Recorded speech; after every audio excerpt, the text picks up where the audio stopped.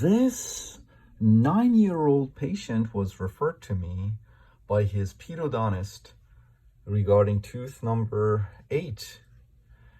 According to the mother,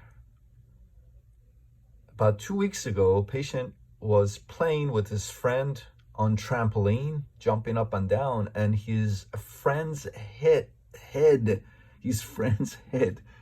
his tooth, and the whole tooth came out. So the tooth was avulsed. So the whole tooth came out. At the time he was with his father. His father finds the tooth and puts it in milk and rushes the child to the dentist, and the dentist gets the patient in and puts the tooth back in. So the tooth was out of the socket, out of the mouth for about an hour, and puts it back in, and you can see that the tooth is splinted now. So patient was referred to us so we can go ahead and examine the tooth and basically try to save it for this 9-year-old patient. And you can see here, of course, you can see where the trauma periapically is. This is not a periapical radiolucency. I mean, it is a periapical radiolucency, but it's not because of infection, of course. It's because of trauma.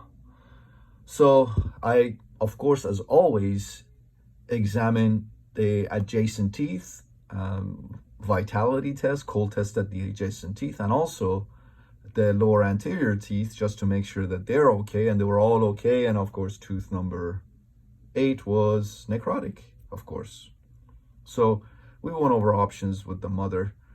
This tooth now, because it was avulsed and it took about an hour to put it back in, although it was in milk, it was placed in milk, still has a very guarded prognosis. So the chances of discoloration, ankylosis, and inflammatory resorption are high with this tooth, and I went over all of that with mother.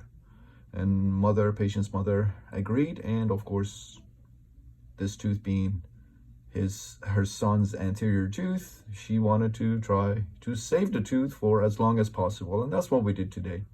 So patient is 9 years old, very, very dental-phobic. He had been sedated before for dental care, dental treatment, and that's what we did today. Went ahead and IV sedated him. And take a look. Access the tooth. Necrotic, 24 millimeter long working length.